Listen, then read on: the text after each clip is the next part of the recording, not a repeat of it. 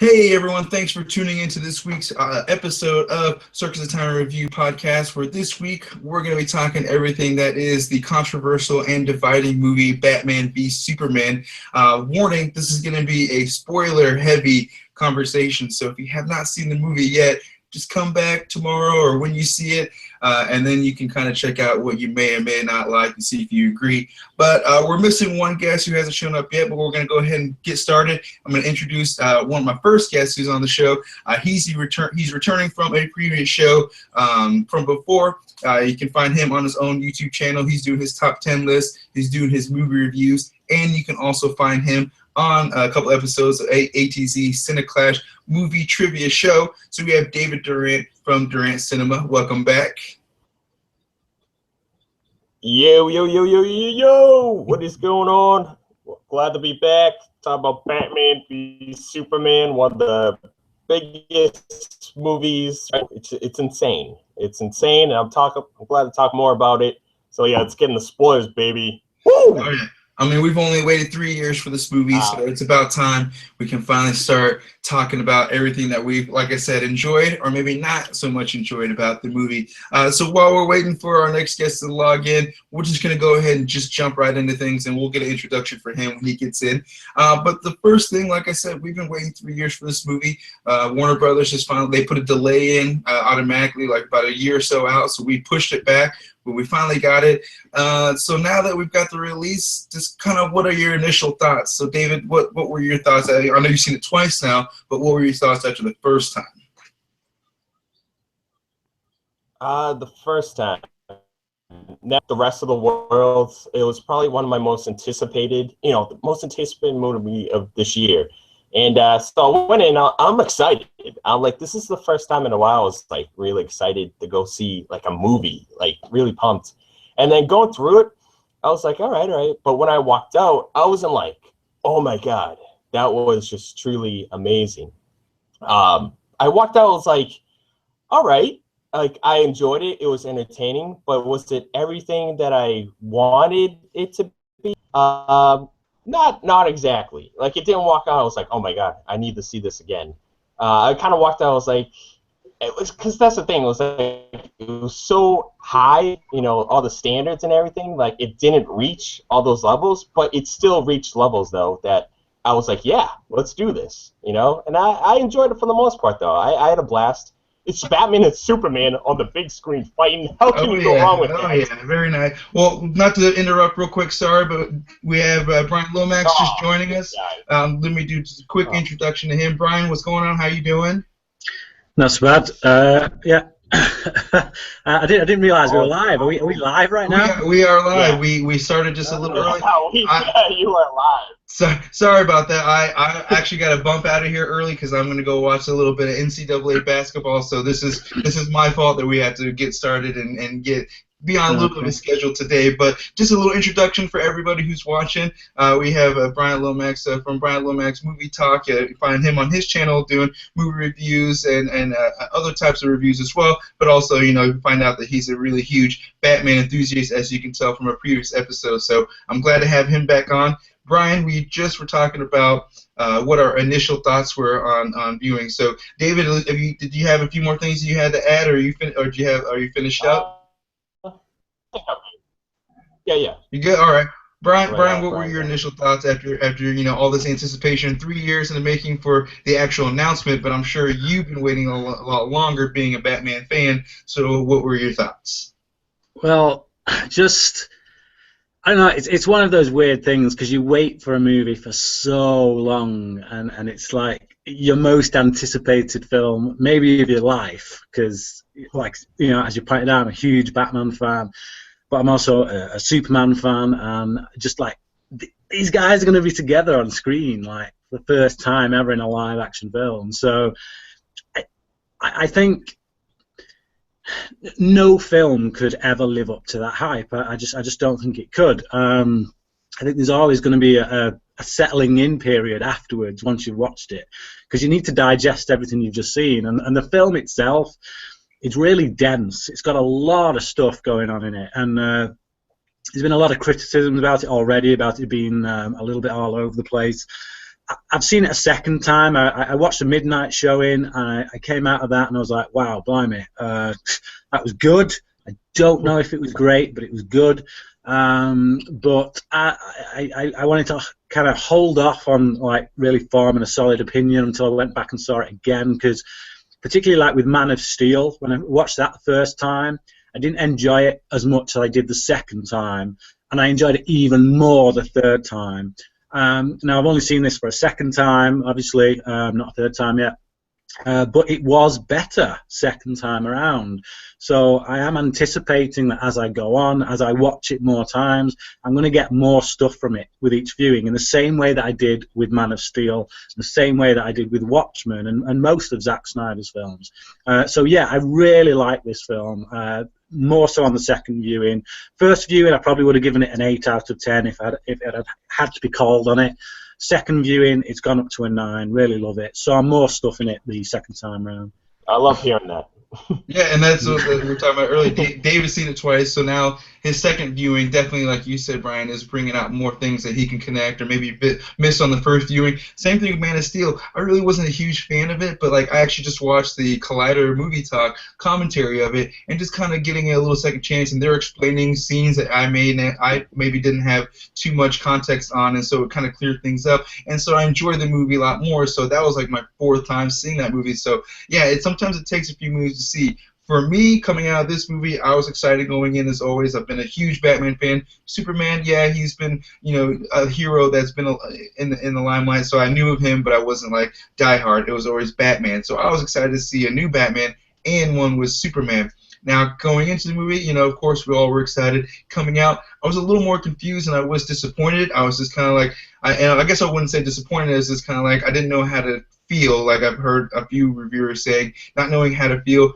There was a lot going on in the movie. I guess it's a great Zack Snyder. He makes movies look awesome, and that's what this movie looks great. I guess, Bryan, like you said, one of the main complaints is the editing. I think some scenes there's no setup, the context is not set up, so you're kind of jumping from one scene to another. So you're not sure if you're watching a dream sequence or if you're just watching, a setup shot of some sort. So I like the movie. I've only seen it once. I do want to see it at least 2 or 3 more times before I really have a solid opinion on it. But right now, I think I gave it about a 7 out of 10, just because I think the editing could have been better, so that would be able to form the story. But that kind of leads to a topic later we'll talk about, which is the 3-hour R-rated version, which might have a lot of scenes that were gone from this movie that may set up a few more scenes. So, but yeah, I just want to get our initial thoughts of what we first thought going into the movie. We've been waiting a long time for this to come out, so just kind of getting your initial thoughts. But a couple more things about initial thoughts. What were you guys, about Ben Affleck? What did you think about him as Batman and Bruce Wayne?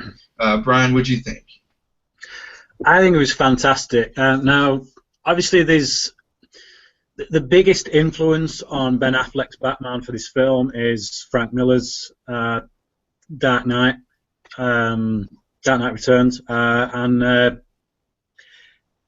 for that, I guess you can kind of excuse the fact that Batman is willing to kill in this. Now, that for me was a bit of a jarring point, because one of the defining characteristics of Batman, one of the things that draws me to his character, is that no matter how psychologically dark he gets, he refuses to break that one rule, which is to kill. And Nolan dealt with that really well in the Dark Knight trilogy. But that being said, I got into Batman through Tim Burton's films, and Batman killed like a trooper in those, but without any real kind of reason. In this film, I think that there is reason there, and we see that in the charred remains of Wayne Manor. We see that in the Robin costume. Clearly, he's had a lot of losses. He's a much darker Batman to maybe the one that he started out as in his career. We hear this in lines of dialogue as well about how many good men stayed that way, and just he's very sour with the world, and that's one of the main themes that runs throughout this film with his character. One of the things about him bringing down Superman, needing to bring down Superman, it becomes this almost obsessive quest. And we see towards the end of the film, he comes to that realization himself that he was wrong. He was wrong to do this. He says himself, I let him down. In life, I let him down. In death, I won't do so. And I think as we move forward in the DC Universe films, I think Batman is maybe going to get back to his roots. He probably is going to realize that actually he's done a lot of things wrong. He needs to stop with the killing. I don't know. I hope, anyway. So maybe we'll see in the Batman, I think it's a prequel, so we may see a Batman that's not killing as much. Maybe, a non-desperate Batman who's still skillful enough he doesn't have to kill everybody he comes across. Possibly. David, what did you think? See, about that whole subject, I honestly had no idea that was like an issue, because I'm not like a huge Batman, like a fan. I like Batman, but I'm not like a crazy, Batman, but I love him. And so when he was doing these killings, and people were bringing that up, like how it was an issue, I was like, oh, all right, I didn't see it that way, because I'm not like totally familiar like all the way with his character and all that stuff. So I don't know, I thought that was kind of cool. I like the that side of it. Just a superhero, Batman, killing people. That's just fun to watch. A little sick, but it was fun to watch though on the screen. But Ben Affleck's Batman was insanely good. Oh, like I was thinking, I'm like, all right, my favorite parts of this movie, and they literally all include Batman. Every single scene I could think of was all Batman. How incredible the action, the fight sequences. It was just all well done. I even remember Bryan bringing this up. The scene where he's hiding. It's like a monster. It was like a horror scene, and I was a little creeped out, and this Batman. Oh, when he's up on the corner. It felt realistic. Yeah. Yes. I was just like, holy fuck. But no, it was just like a creepy vibe. I'm like, yes, that's what I want. Like a creepy, like dark, violent. It reminded me of Nicolas Cage in Kick-Ass. Just like that. Just and I think we should expect that. Yeah, I think we should expect that from Zack Snyder, who is going to step it up, and they'll probably want to go a different direction from the previous Batman trilogy, where Batman wasn't killing; he had his morals. He wasn't, he didn't kill people. Whereas this one, we're going to step it up a notch. Especially with the action. Zack Snyder does direct action very well. It's just maybe the storytelling isn't quite as up to par. But kind of moving forward. I disagree with that. See, I'm okay. sick. Yeah. I'm sick of hearing everyone throw all these. They always say the same thing. And I think because Zack Snyder is so good at action, and because he puts a lot of action in it, people think, oh well, clearly he doesn't pay as much attention to story. And I think that's complete tosh, to be honest. I think there's a lot of meat on the story of this film, and to be honest, when I hear people's criticisms, it only makes me love the film more, because it forces me as a fan to address them, to reason them. Well, actually, are they right? Is that criticism right? And I've found that over the past couple of days since I saw it on Thursday night. A lot of the criticisms I've heard, I've had to deal with that. I've had to justify actually why I don't believe those criticisms hold up.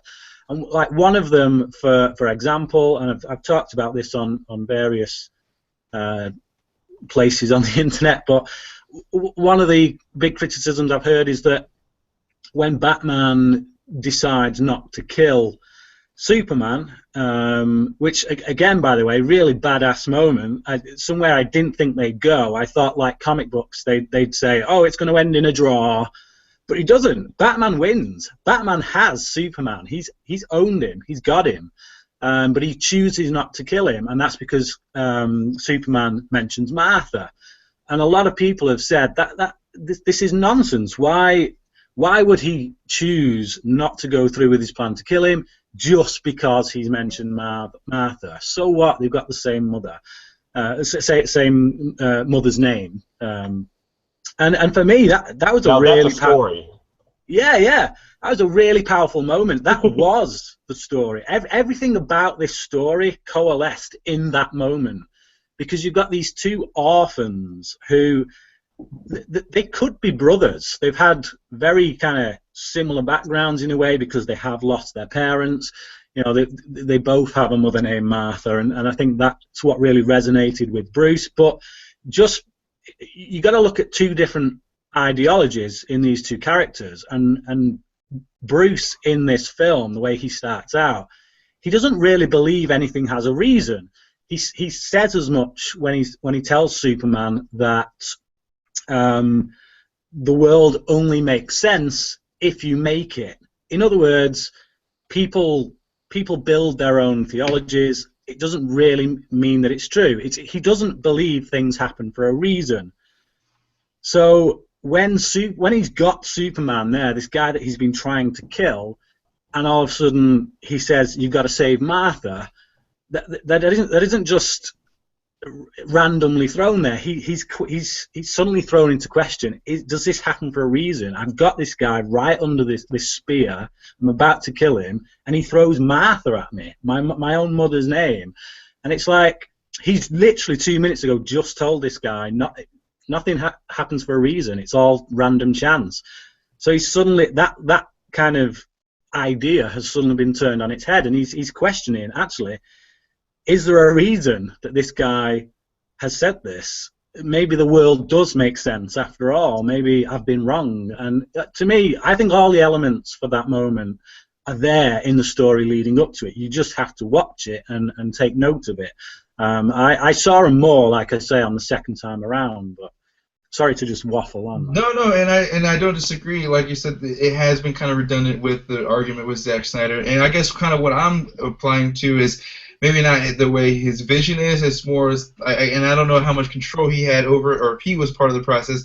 But you know, kind of to the degree that the editing is, and it's probably due to the fact they had to take out half hour to make room for things. So it kind of jolted a few of the scenes, but that's kind of where I was going. It's like, I think, you know, some of the scenes, and if he had final say on how it would have ended, you would think he probably would have tried to rearrange a few things. But like I said, that's more on the editing side.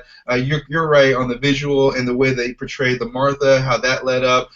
You know, I really enjoyed that part. At first, I was a little confused. I was like, I guess I never thought about the fact that Bruce Wayne and Clark Kent, both mothers of Martha. It never hit me until that point. Yeah, that's weird. Yeah, that's, and I think a lot of people.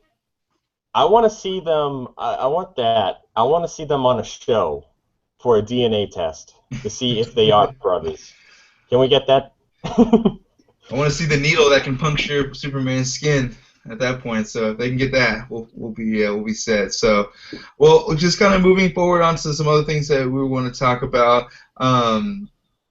Let's see. I guess the beginning, or I guess.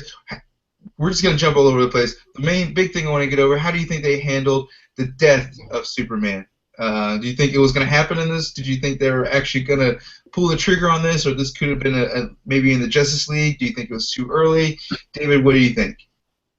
Yeah, like I said, for the third act itself, I thought I wasn't too sure if they needed it in this movie. But with Superman's death, I thought it was fine. I actually wasn't too sure if they were gonna actually kill him off. I was actually thinking in the future installments, Batman leading the group, and that's it. But I was like, I don't know, can they really do that? You know? And actually, you know what I wanted to happen was Michael Caine sit down, and then right across is Henry Cavill and sitting at a different table, sipping some drink, just like in the Dark Knight Rises. I want to see that, but no. So the fact that like it gave us like, all right, I think Superman's possibly most likely going to come back, because I'm like, how can you kill Superman? You know, but yeah, I thought it was fine though. To be honest with you. Yeah, Bryan, okay. What about you?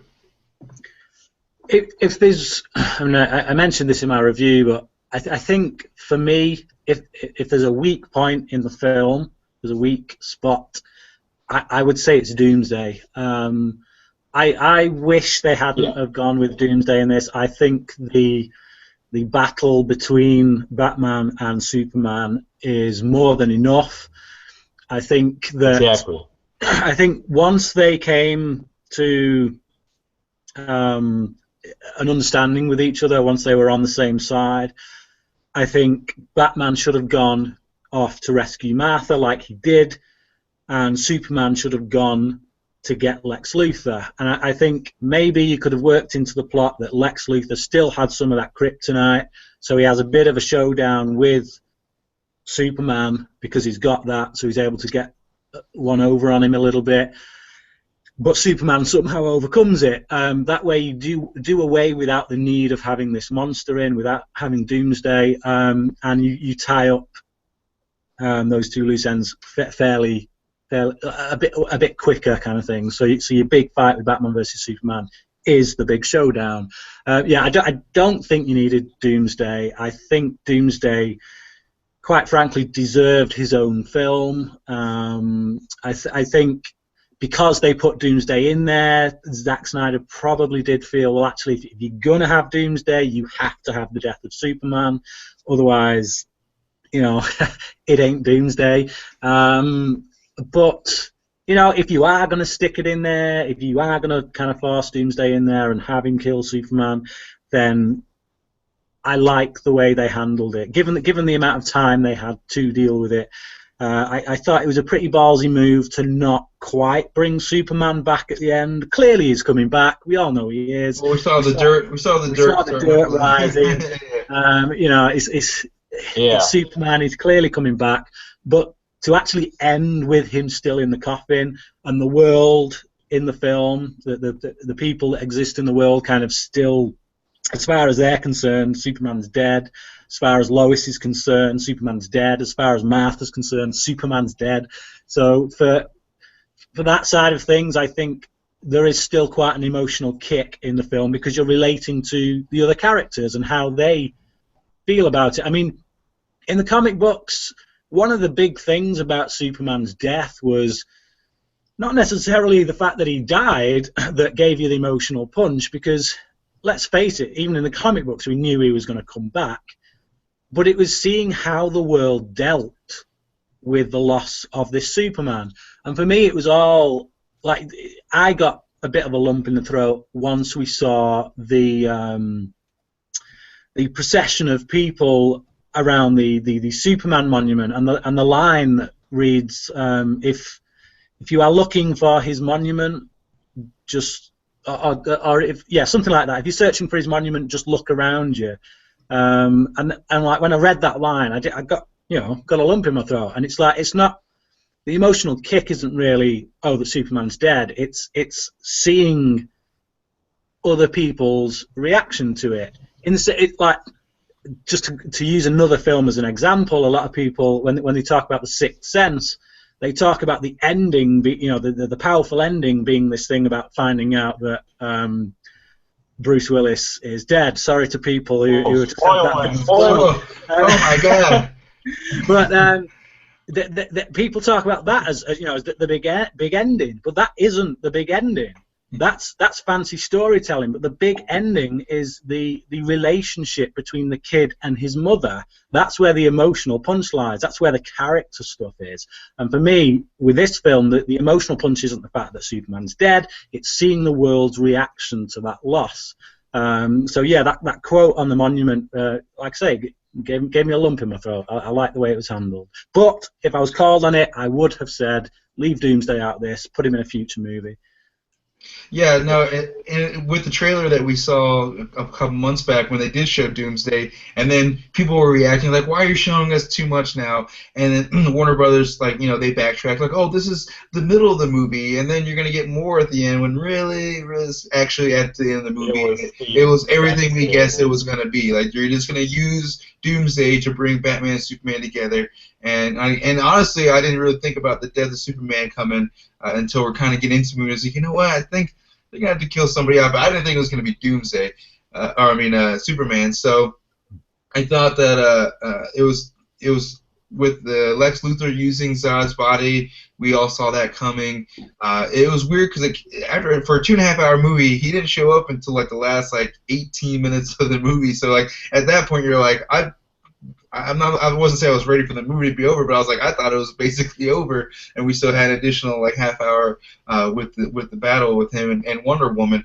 So that's another thing. kind of want to talk about is Wonder Woman. What were you guys' thoughts on Gal Gadot or Gal Gadot's portrayal? You know, she only had a few lines, a few things to do, but you know, she didn't ruin the movie. I think, in my perspective, like a lot of people thought that she would. I think she did an okay job. I just don't know how well she would do for a full feature with her. But you know, in this movie, I think she served her role just fine. Bryan, what did you think of Wonder Woman? I thought she was fantastic. I was never really against Gal Gadot. I did think it was a risky maneuver, putting someone who has not had an extensive career in the role. But on the other hand, putting someone who doesn't have you know, a whole load of characters for us to reference that she's played in the past is also quite a good move. It's worked with many you know, defining roles for actors in the past. If you look at Christopher Reeve, no one knew him before Superman, and that's why he kind of was able to embody that character, because that's all you saw him as. And the fact of the matter is, you know, we sit here making our judgments, but we don't see what goes on in the casting process. We're not there when the casting directors have seen 20 different women, and you know, there's a reason they've picked her. And I think those reasons are evident in this film. Like you say, she doesn't get a lot of lines, but the ones that she has, I think she delivers really well. And when I went back and I watched it on my second viewing, I was paying particular close attention to her physical mannerisms, just the subtleties and things. And she really did play it well with what she had to work with, the little that she had to work with. I think she did a good job. And I really loved the moment when she drops her sword when she's fighting Doomsday, and she gives this little smile, like, "All right, bring it." I'm ready for more. Oh yeah, no, I definitely I enjoy that, and I agree with you as well. David, what do you think?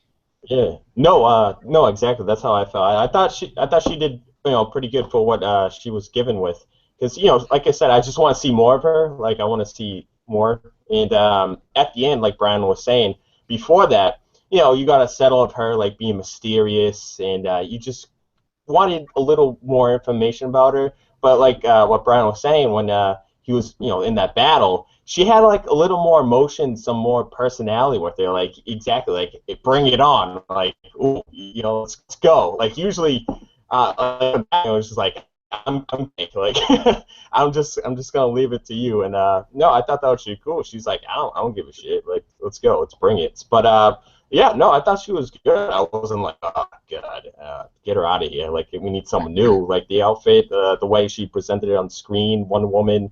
I thought she was fine. And like I said, I want to see more of her, see what she does in the sequels, and yeah, I'll take it. Cool. Yeah, like I said, I wasn't particularly nervous going in, but I was just kind of one of those things like, oh, you know, I'm sure they'll pull like a Dave Bautista like they did in Guardians of the Galaxy. Like, you know, they'll utilize him and they'll find ways they can utilize his acting, you know, without overexposing maybe the weaknesses or something like that. So she's still got time to get better. So maybe she'll get better by the time they're wrapping up the Wonder Woman movie. I'm not sure, but I think she's done just fine. I just wonder how well she'll do with the full feature when it's just not just a few lines supporting in Batman v Superman. But next thing I kind of want to go into that we saw in the movie, something that's a little jarring for me. I don't know how you guys reacted when you saw the process, but how they introduced the Justice League, the other metahumans they want to call them or so. Just through like an email file, clicking on logos that were already made, I guess, and I don't know. For me, it came off like rushed and maybe like an afterthought. Maybe like it could have been done a little bit better. I think I liked the Flash video the most. I didn't like the Cyborg video that much. It seemed more of like a low budget B movie or even TV show. So, what were your guys' thoughts, David? What did you think when they were introducing the Justice League other members? The Justice League. It didn't actually bother me too much, really, to be honest with you, because I didn't even think they were gonna throw like that, something like that at us, personally. But when it did show up, I was just like, all right, you know, it's just giving the files. And the Flash one, I agree, was the best one. Like it was just simple, you know, the most realistic. But the one that kind of got to me most was kind of the Aquaman one.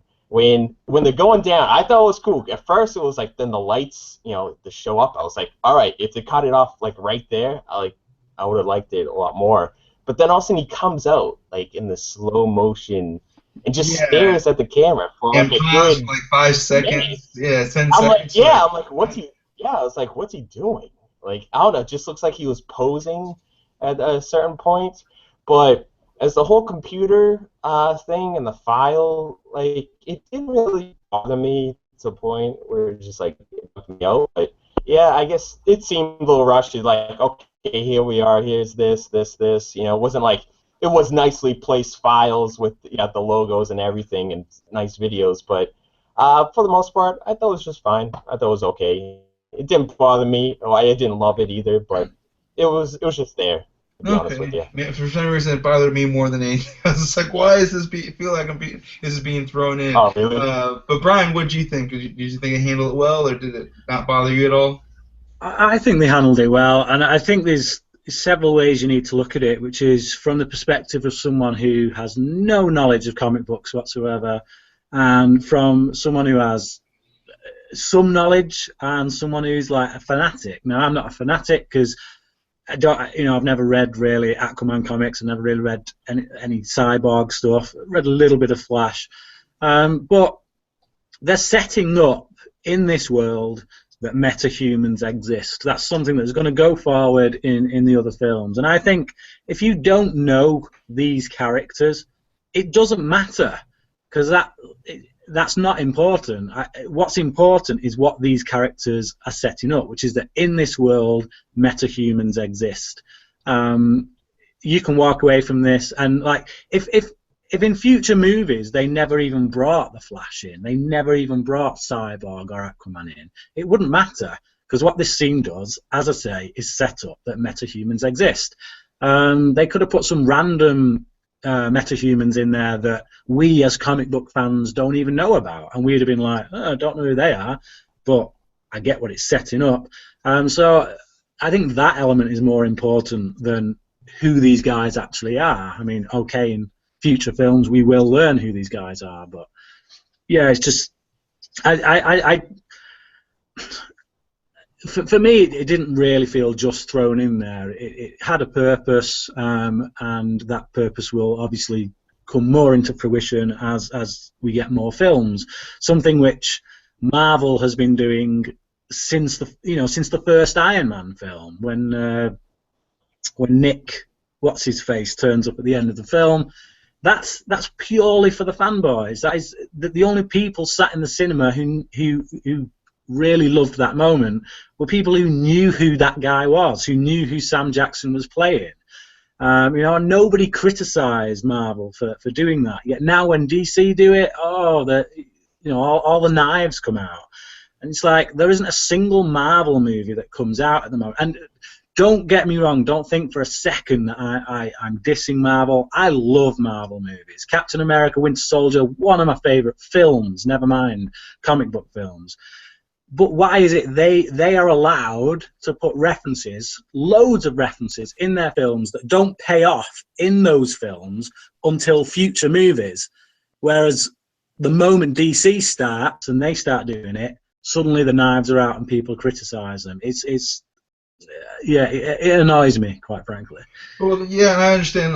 Like you said, it's more of an introduction. It wasn't supposed to be the most polished way, because they're going to do their own introductions when, for the Justice League movie, they'll probably have a little bit more of a background, like for Cyborg and for the Flash and things like that. So yeah, I guess for me, like for a first viewing, it was a little jarring because it kind of like just popped up. It's like, oh, it was just so neatly done. It kind of came off kind of like a almost Marvel-like. It's so clean and it's so convenient. But like you said, now you saying that, I'm a little more understanding, because for non-comic book fans, they needed to have that obvious, here is what's going on.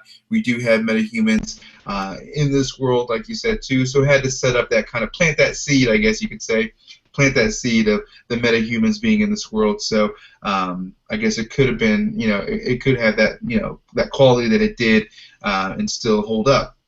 And other things that I want to talk about too, moving away from the Justice League introduction, was the dream sequences. We had a few of them. I think they said like 3 or 4.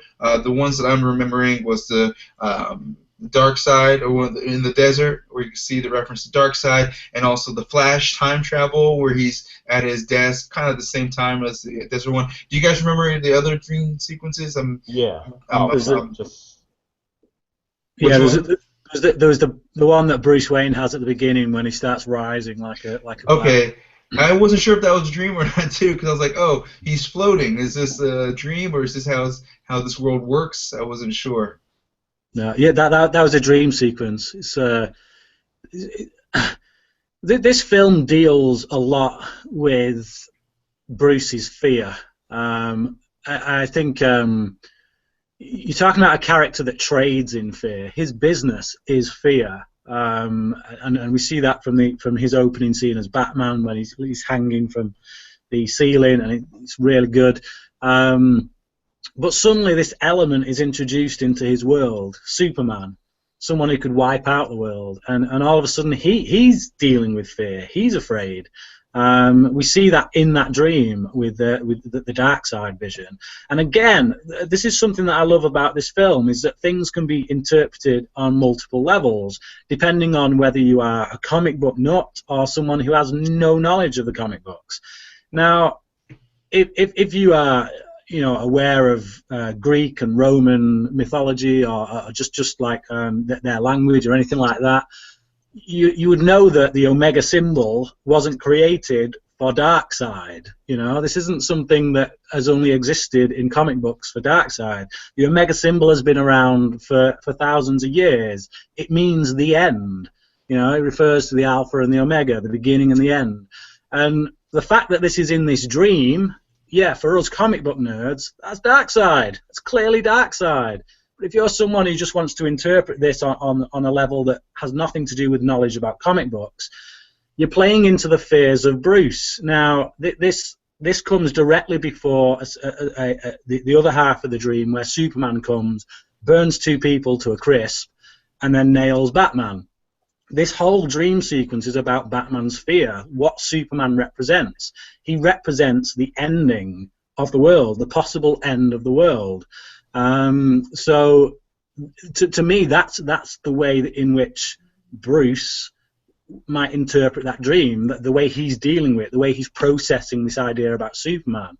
Whereas to us, the comic book nerds, we know that, okay, yeah, that's the way he's processing it, but also we know it's not just a dream, it's a vision. That is Darkseid coming. So I like the way it works on those multiple levels. David, what do you think?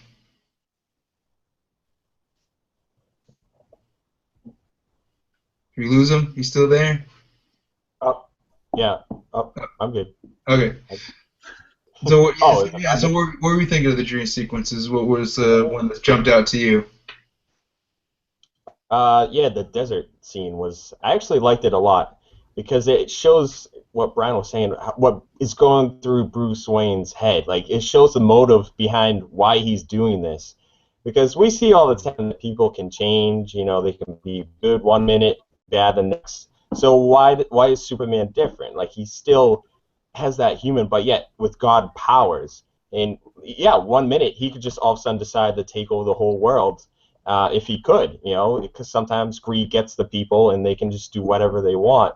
And that's what Bruce Wayne is thinking, like the future plans, because that's what he's saying, like, hey, I can take all these criminals out, but I'm doing something big for the future. And that just sets up why he wants to fight Superman. And the way the dream sequence was, and it was kind of cool, because when they had it in the TV spot or the trailer, people were speculating if it was a dream or a vision. And so already I was like, all right, possibly, because all of a sudden you see these like weird in the air, and then Batman snapping necks, shooting people. I thought that was kind of cool. And then Superman just come down with his laser eyes and just beaming people and their skulls and everything. I thought that was badass. The weird thing was the Flash segment, whatever that was. When I watched it, I had no idea what was going on. I'm like, what am I watching right now? That was the and most then I had someone at work. Yeah, I had someone at work go, "Oh, dude, that was the Flash coming through. Like there was somewhere time and fly back." And I was like, "Holy shit!" I'm like, "Really?" And I'm like, "Yeah." I'm like, so that's why I want to like, all right, I need to see this again. I need to break it down. I need to find some some more clues and stuff like that. Because I thought that was interesting. Because when I was watching, I'm like, "What is happening right now?" that was But now knowing that, like the next time, yeah. Now next time I go, I'm gonna look for them. All right, okay. I see the purpose of this now. You know. Yeah, and I agree with both of you. The dark side, that dream sequence was at first you're kind of like, oh, this is, and Brian, you're right. It's a dual kind of meaning. It's like it's showing what Bruce Wayne is dealing with, what he's visioning, not just like more of a dream, more like this is going to happen. He's being sent this vision, but also to show that like what he's fearing, why he needs to bring the Justice League eventually because he's seen this coming. So it's a dual kind of motivation for Bruce Wayne. So that's a good that's a good idea that I guess I hadn't even looked into. But like you said, David, the Flash one was the most confusing for me. It's just kind of like for me, when I first saw it, I spent the whole time, the whole sequence, not listening to what he was saying, but trying to jar in my head. I was like, what character is this? How are they showing up? Is this a dream? Is this in real life? So now going back again, knowing that it's Flash from like time traveling, Yeah. it can listen to the message. I think saying something Lois Lane is a key. Listen to what listen to yourself, what you're thinking. Something like that. So I'll have to go back and re-listen, but it is one of those things. Right. It was so like it just came out of nowhere real quick. You're like, whoa, like I already know this movie is like a little jarring right now, but what is going on? So yeah, no, I just want to see what you guys thought about the dream sequences. Yeah. I did enjoy them. No, exactly. They're visually awesome as always with Zack Snyder. I just wasn't sure. I think I had a different perspective on what they were meaning. So you guys helped me clear that up. So thank you guys. And kind of moving on the last few things we'll talk about, a couple more topics, is just jumping into Lex Luthor. Jesse Eisenberg, that was one thing we didn't get a chance to talk about, was what we guys thought about him. We got to see him in the trailer, but what did you see, 2.5 hours, what did you think of 2.5 hours worth of Jesse Eisenberg as Lex Luthor? Brian, what do you think? I loved him. I thought he was fantastic.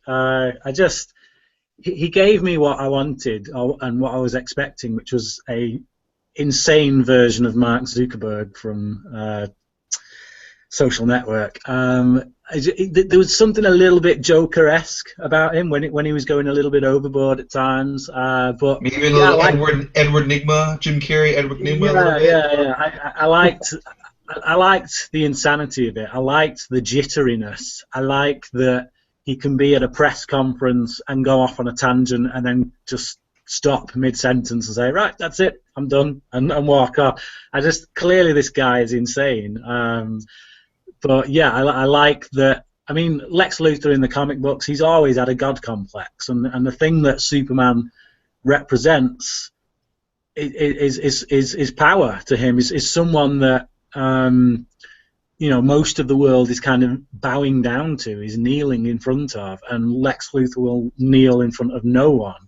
The way he sees it, everyone should be bowing down in front of him. So that's why his quest has always been to get Superman to kneel before him. So yeah, and he does that in this film. He gets Superman to do that in this film. So yeah, I loved it. I loved the way they play him. I'm looking forward to seeing where they go with his character, because I think they will bring him back in quite a big way. So yeah, I liked it. Yeah, and there's just a lot of speculation. A lot of people were worried because from the trailer they thought maybe he was a little too eccentric. But I agree. I liked him. It was more of a over-the-top Mark Zuckerberg. But I think people were just expecting that he was going to be just like, the Kevin Spacey, Gene Hackman, Lex Luthor. And I'm glad we got a little different rendition, a little more, like I said, like you said, eccentric, crazy. And of course it's Lex Luthor Jr., so he's not supposed to be exactly like his dad. He's, most people, dad and son sometimes are polar opposites. So, we got that this time. So I enjoyed it. And he adds a lot of humor as well. He adds a lot of humor to a film that a lot of people are saying is without fun. And I think that's nonsense. I think there's plenty of fun in this film. I think Lex Luthor, every time he's on screen, He's tons of fun. Perry White gets quite a few laughs out of me. At least 3 really good laughs from Perry White from some of his dialogue. Yeah, a lot of fun. What do you think, David?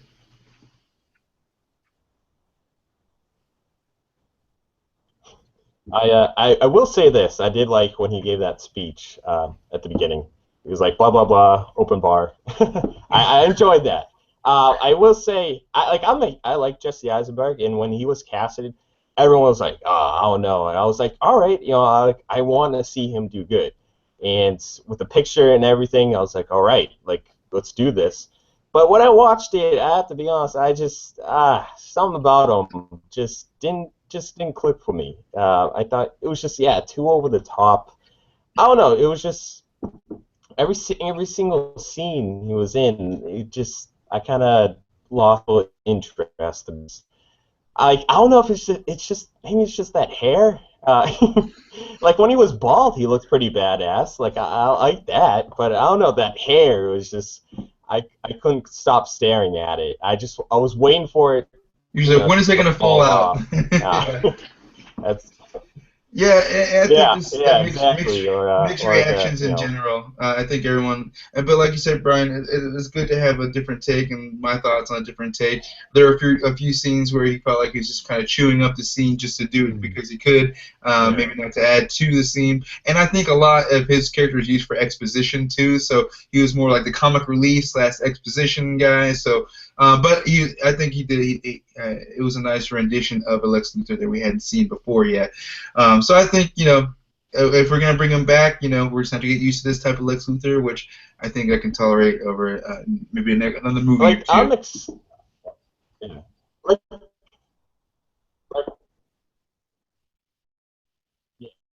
I still want to see in the next film how it does with this new ball book. Oh, we're losing you. Dave? Hello, Dave. He's a great actor, so. Oh, I think we lost you there for a minute. Did I cut off? Yeah. What were you saying? All right. Never mind. Oh, no worries. No, I was just saying, continue. No, we're good. All right. Well, another thing, too. My connection sucks. Yeah, no, it's all good. We're almost finished up here. One last thing we'll talk about, too, was the Batman v Superman fight. We got to see some of it. It was kind of spread out. Did you guys think we had enough? Did you like what you saw? Did we get all of it in the trailers? Did they save enough for us? What'd you think, Bryan? I thought it was awesome. I liked how it kept on, like, the power shift kept on moving between them, because when Superman first loses his powers and Batman's just like hammering into his face, and he's like, his face is like rubber, and then it stiffens up, and then all of a sudden there's no movement. That moment, and then Batman backs off, and he's like, "Oh!" When you see him put his hand up, you're like, "Oh, you almost kind of expect him to go, sorry." Yeah, he's shitting his pants, shitting that metal armor right now. Yeah, but yeah, and then he gets the upper hand again, and then he knows by that point, I can't mess around now. Clearly, his power comes back, so I need to waste this time while I can. But yeah, love it. David, what'd you think?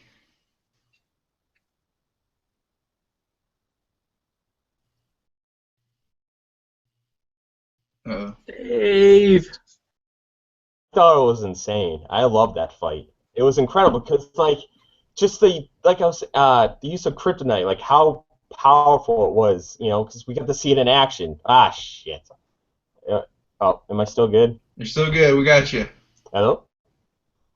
Can you hear me? We can hear you. Yeah. We can hear you. Oh, okay. I was just saying how freaking amazing this fight was, because it was literally going back and forth to the point where I thought one of them was gonna die.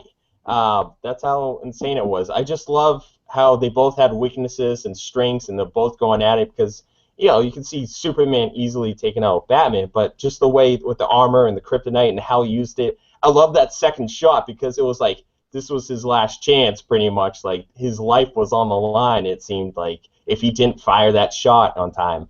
And I don't know, I just loved it. I thought it was a great battle. It seemed what it would be if these two, would fight. But I loved it though. I thought it was great. Of course, we'd always love to see it like a little more, but with that alone, it was great. I loved it. Yeah, and One of the best parts. that's one thing we all speculated when we did see the trailer where Batman blocked the punch from Superman. It's like, okay, he has to have possession of kryptonite at some point to weaken Superman to be able to do that. Otherwise, Superman just knock his head right off his body. So, yeah, I agree. I liked watching the back and forth. I like seeing the dynamic shift from Batman being the alpha and then going back to Superman and seeing how they react, because Superman's reaction the first time was gold too, how he's like, what's going on? And then Batman, like you said, Bryan's reaction when he realized that Superman's coming back to his powers, like, yeah, I was waiting for him to say, I'm sorry. But yeah, so I really enjoyed that. Of course, like you said, David, I wish you could have. Hey, you make me want to go see the movie right now. Hey, we still got time. We got midnight showing possibly. But yeah, seeing that dynamic shift back and forth was nice, and then how they, it wasn't an immediate, like a quick little fight, and then they make up and they're back. Like, it was a couple different times they had to meet up, and there's beef between them. So I enjoy the fights. I just wish we had more, but we probably will get more with a 3-hour cut. So maybe we'll get a couple more minutes of some fight scenes that we didn't see in the movie, on top of maybe some establishing scenes for other stuff that we, maybe jarred the movie just a little bit. But the last thing I do want to go over is, now that this movie's over, now we're moving on, just like Marvel did, into their version of the Avengers, the Justice League. So we're going to start getting, I'm not sure if we're going to be getting origin stories, but we're going to be getting a Justice League movie. They're going to be shooting it soon. What are your guys' speculation? Are you just as excited for like this one as you were for the Avengers, or after seeing this movie, are you still a little nervous, speculative on what's going to happen next? So David, what do you think? Oh my God, I'm still trying to digest this one film, man. All right, I'm still trying to digest. All right, like, I can't move on to the future yet. I'm still in Batman v Superman. I don't know. I really don't have an opinion right now on it, to be honest with you. Like, I guess a better question. Do you think Zack Snyder will stay on, or do you think they'll get Ben Affleck or somebody else to direct the Justice League movie after the mixed reaction so far? I think Ben Affleck. Still probably going to do it. Brian, you think Ben Affleck's going to do it? No. I think Ben Affleck's tied up with Batman. He's going to be making Batman movies. I think Zack Snyder will and should be doing Justice League. I think if Warner Brothers get him off for Justice League, I think they're insane. I think he's the right man for the job. I think he's built this world for a particular audience. That audience is me, and I think they'd be insane to get rid of him.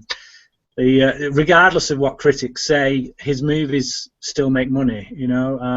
This it's been breaking a few records opening weekend. It won't break, the record for biggest opening weekend, but it's certainly made a lot of money, and it's going to make its money back, its production budget back. Plus, it would be hard to copy, Zack Snyder's template in regards to his vision. J.J. Abrams, he set kind of an easy template, not easy, but his vision isn't like as vivid as Zack Snyder. So bringing another director to kind of match that, it probably won't look the same or feel the same. So he's got a distinct style, like you said, Brian. So I think it'd be hard to bring somebody else in. And don't forget, Snyder knows where they're going. He's thrown references into this film with regards to where they're heading. He knows about Darkseid, and if you.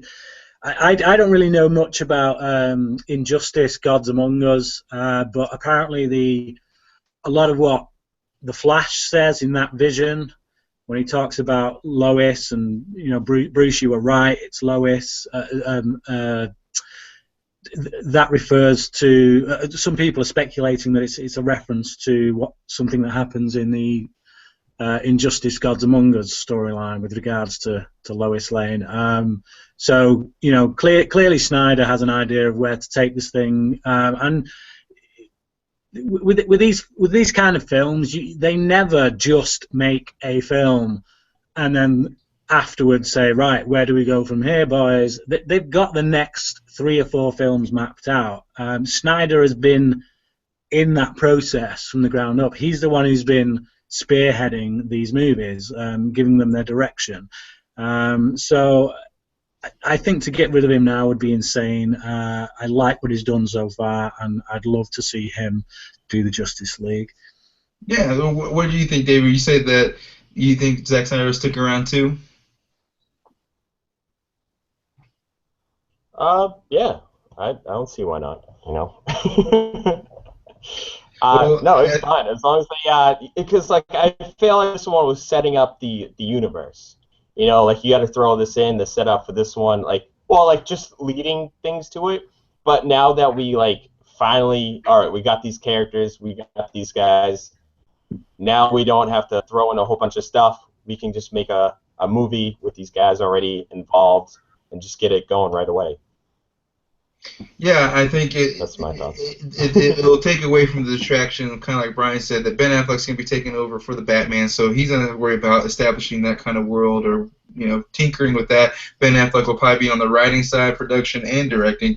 I'm sure he'll bring his own team in. So at least Zack Snyder to take over and keep going with the Justice League, because like you said, Bryan, they've already mapped out the next 3 movies, so he's going to have to be heavily involved. At least if he's not directing, he's going to be heavily involved in the production. So, but more likely, I think he will stick around. So I don't want this come across like I don't like Zack Snyder. I do enjoy Zack Snyder's movies. It's just sometimes, and I think this one just falls on the editing process and not for his vision or really storytelling. It's just maybe the editing. And then, of course, I think that also stems back to the 3-hour cut that had to be cut down to 2.5 hours, that we probably have some establishing scenes that we'll probably get once the Blu-ray DVD come out. So the jury's still out on that. So. But I am planning on seeing this movie at least one more time this weekend. So, like with you guys, hopefully it'll open my eyes to a little more of this perspectives that you guys got to see as well.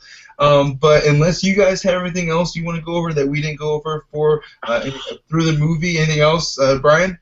I know you've got to get off, so I don't want to keep you. No. There's so much that I can talk about in this film. I really liked Helen Hunt. I've got to say, there's a few other characters that I really liked in the film. Helen Hunt as the senator, Amy Adams did a really good job as Lois Lane. I think she had more to do in this film than she did in Man of Steel. She's very pivotal towards saving Superman from Batman in many ways. She humanizes him in front of Bruce's eyes. By stepping in front of that spear and saying, it's his mother, Martha is his mother. It builds this picture right in front of Bruce that actually this guy has loved ones. He has a mother. He has a woman who loves him. This guy isn't just an alien. He's not just this godlike, omnipotent being. He's a man with a life who I'm about to destroy. So that's very pivotal. So yeah, I love Lois Lane in this. Like I say already, I love Perry White. The scene in which the Senate building gets blown up, I should have seen that coming because of the wheelchair, but I didn't. Obviously, I realised something was about to happen once she saw that jar of pee, and her reaction to that was classic. Mm-hmm. But just seeing Superman defeated there, because obviously the bomb goes off, everyone's dead, and Superman's just in the midst of all this destruction, and he's looking around him, and he's just like, he's failed. He didn't see it, he didn't catch it, and he's just like, we talk about Superman being this indestructible guy, being this, he's too powerful. What do you do against the guy who is too powerful? And Wolverine is the same in many respects. And what you have to do with a character like that is make them fail. And in this instance, he failed. All his power didn't help him spot this situation. And so when you see him stood there in all that fire, you feel for the guy. You feel that you feel his loss in that situation. So I think that's a good way of humanizing this all-powerful being. yeah, so another thing that I think the film does well. Love the Batmobile. Batmobile's awesome. I love the way it tears the place up. Like I say, the action sequences are fantastic. The fight scene with Batman and all those goons I at the love end. the first time that they meet eyes. Yeah, and just the last character that I wanted to talk about was Martha. I think, again, Diane Lane brought a lot of humanity to the role. Just when you see those photos and she's all tied up, you really feel for her. Like you're not even seeing the live action version of it. You're just seeing these still photos, and they really make them look like she's in quite a horrific situation. And just the way that Lex tosses those photos at Clark, at Superman, yeah, he just like crumbles down, and it's like, it hurts, and it's these human elements in Superman's life, his love life with Lois, his personal life with his adoptive mother Martha.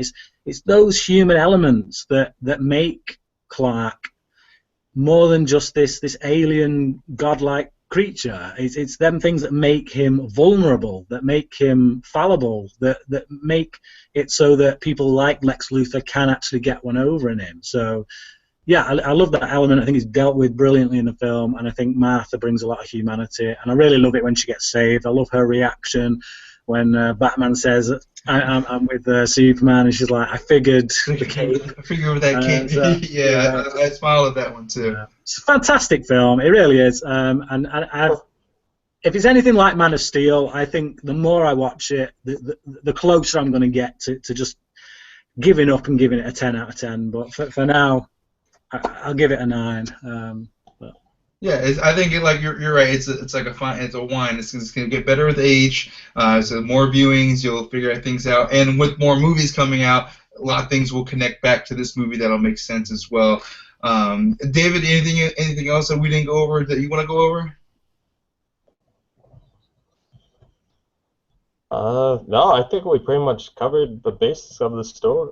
This movie. One last thing I forgot. One last thing I did want to go. I forgot to mention was the fact that at the end, when they were taking Doomsday to, I think it was Gotham where they ended up fighting, right?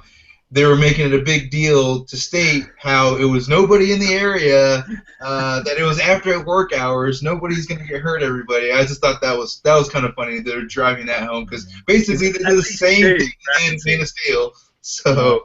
It's like they have to offset that by saying nobody's in there, everybody. Don't worry about it. Go to town. I was like, so nobody lives there? No one goes to get drinks? No one goes to eat restaurants in the area? Like, I just thought it was funny. It was kind of like it was almost like a throwaway comment. But it's like you really need to establish it. It's a ghost town. Yeah. So that was one thing I wanted. I thought that was funny. That it's like they really try to drive that home a couple times while they're setting up that last fight. So. Just to offset the backlash that came with the Man of Steel destruction of Metropolis. So we're not going to hear probably too much about the destruction of Gotham. It's probably just some other things people are going to pick on. But I wish we had more time, like I said, like Bryan said, to go over some more things. There are a few more things that we can talk about. But, it's just like Star Wars. There's plenty to talk about with Batman v Superman. So we could probably have ourselves a couple episodes talking about this movie in general and with the DC universe. So don't worry. There's plenty more to be talked about, and we will talk about more. But unfortunately, I do have to step away so I can go watch my team KU hopefully get into the Final Four. So we'll see. But again, I want to thank my guests, Bryan and David, for being on the show today, making time to be on tonight. Tell everybody where they can find you and subscribe to your channel. So David, let everybody know where they can find you.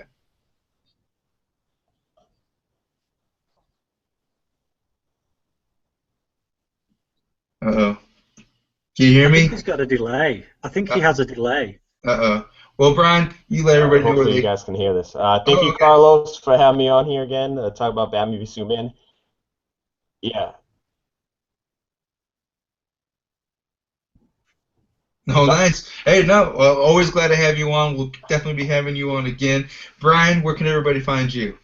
Just head on over to Bryan Lomax Movie Talk. If you're a big Batman fan, you've probably gathered by now that I am a huge Batman fan.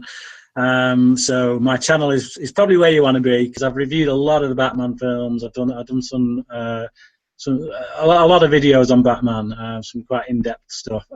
So yeah, and check out the commentary that me and a couple of guys did of Man of Steel, which is yeah, you probably want to watch that if you're a fan of Batman versus Superman.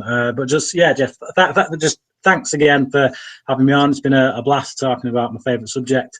Go and check these guys out. Subscribe if you haven't already. Appreciate it. Yeah, always enjoy to talk to another Batman fan like yourself. But like with myself as well, you can find me on YouTube at Search the Time Review, also at Twitter at Search the Time. Going to be, as always, continue with the movie reviews. I think next week we're going to be doing our first movie commentary party. We're going to be doing Star Wars: The Force Awakens that comes out digitally, and then a Blu-ray and DVD not too long after that. So the lucky ones who have it on digital or so, we may be doing a commentary very soon, so stay tuned for that. But again, thanks everybody for watching. Thanks David and Bryan for being on. Everybody have an excellent day and be excellent to each other. We'll see you guys around.